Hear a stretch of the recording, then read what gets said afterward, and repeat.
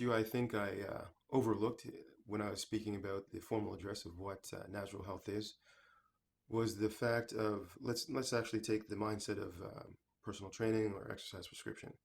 Now, one of the challenges of this, or I found, is that there's a larger history that we're not necessarily tuned into for the most part. We're not necessarily trained to address these things in the time that we spend with the individual. So we have to break this down a bit. And how I kind of utilize it in the natural health approach is that you've had your body for your whole life.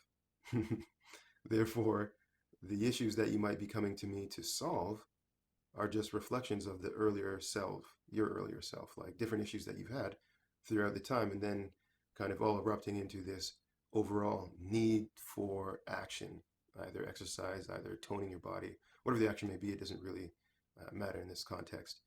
But the idea is that a lot of things have happened before the time that we've ran into each other.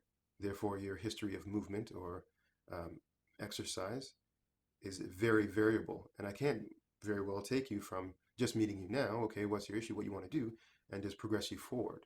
This kind of makes it easy for injuries to happen because we haven't really looked at it. We do formal testing for, let's say, range of motion, for strength, capacity, endurance, all these other kind of VO2, all these other kind of expressions of health.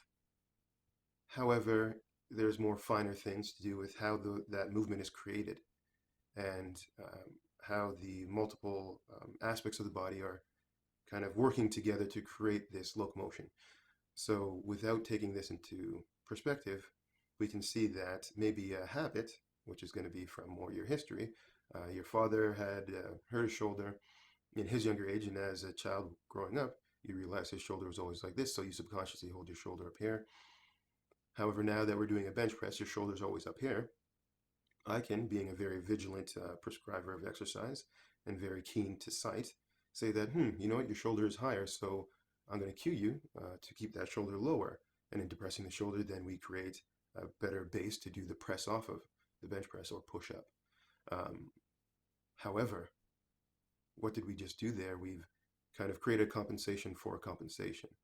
And although this resides as a physical expression of the body, this is more of a subconscious expression of the body.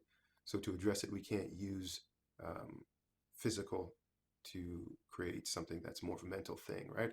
So this is just an aspect to keep in mind and to kind of ruminate over when prescribing exercise or doing these kind of things. It's something that we take into consideration, but I think it's something that is important for everybody to think about.